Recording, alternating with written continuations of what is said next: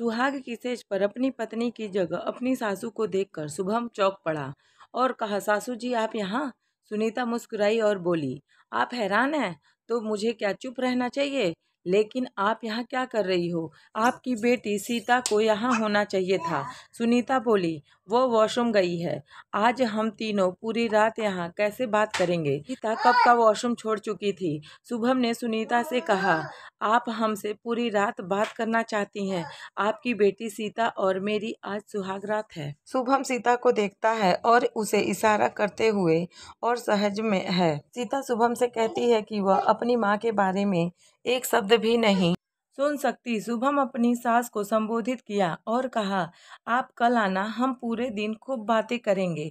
इसके अलावा आज हमारी शादी की पहली रात है। इस रात को लेकर हम पति पत्नी के कई सपने होते हैं। आज आप चली जाएं। सीता एक बार शुभम को देखती है, फिर और वह अपनी माँ को देखती है। उसने मन ही मन सोचा कि उसकी माँ शुभम से क्या कहे, लेकिन सुनीता एक नज़र से शुभम को देख रही है। देखिए, इस घर में कई सारे कमरे हैं, आप किसी भी एक कमरे में जाकर सो जाइए। आप सुनीता को बहुत गुस्सा आ जाता है। वह कहने लगती है, तुम्हारा मतलब है मैं यहाँ से चली जाऊँ? क्या कोई बेटा अपने सास से ऐसे बात करता है? जाओ तुम बाहर निकलो, आज रात तुम दूसरे कमरे में सोओगे। शुभम और सीता दोनों हैरान हैं। शुभम बोला, आपका मतलब है कि मैं अपना घर छोड़ दूंगा? सुनीता कहती है, मैं आज्ञा देती हूँ। शुभम तूफान की रफ्तार से बाहर चला जाता है। सुनीता उस लड़की को देखती है और कहती है, तुम ऐसे क्यों देख रही हो? अब जल्दी से सो जाओ। माँ के कहने पर सीता जल्दी से सो गई। अगले दिन शुभम नहाया और तौलिया को बिस्तर पर ही फेंक दिया। सुनीता, नहीं, और बोलिए, क्या आपको कॉमन सेंस नहीं है? शुभम हैरानी से देखता है और कहता है, मैंने ऐसा फिर क्या कर दिया? सुनीता बोली, क्या आपको फिर से मुझे बताना होगा कि आपने क्या किया है? आपने बिस्तर पर गीला तौलिया क्यों रखा है? पता नहीं है, यह खराब शिष्टाचार है। ठीक है माँ, मैं इसे सूखने दूंगा, तब तो शांत हो जाओगी। मैं शांत हो जाऊंगी? मैं क्या देख रही हूँ? मैंने इस घर में ऐसे लड़के से शादी की जो अपने सास से ठीक से बात तक नहीं कर सकता।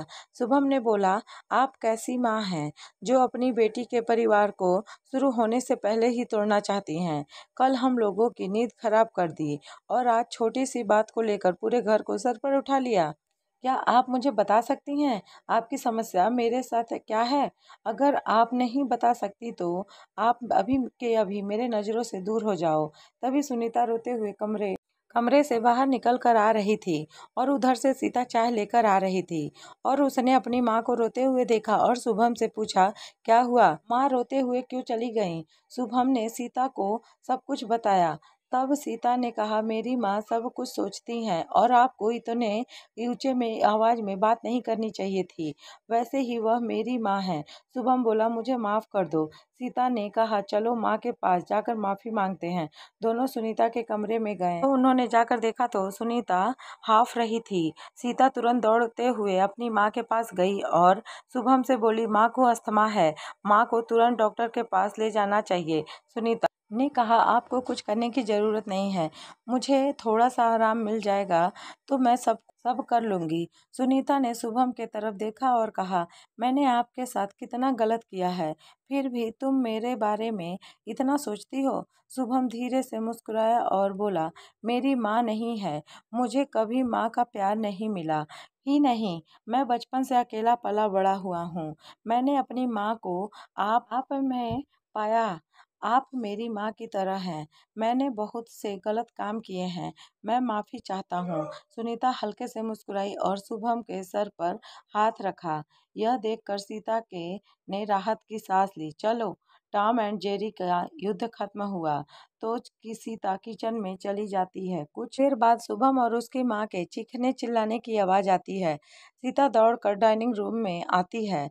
अपनी माँ और शुभम को टीवी के रिमोट के लिए लड़ती हुई देखती है। सीता ने अपना सर पर हाथ रखा और बोला, ये टॉम एंड जेरी का युद्ध कभी खत्म नहीं हो सकता। फिर तीनों एक परिवार की तरह रहने लगे। दोस्तों, आपको यह कहानी कैसी लगी प्लीज़ कमेंट करके ज़रूर बताएं। अगर अच्छी लगी तो वीडियो को लाइक और चैनल को सब्सक्राइब करें। धन्यवाद।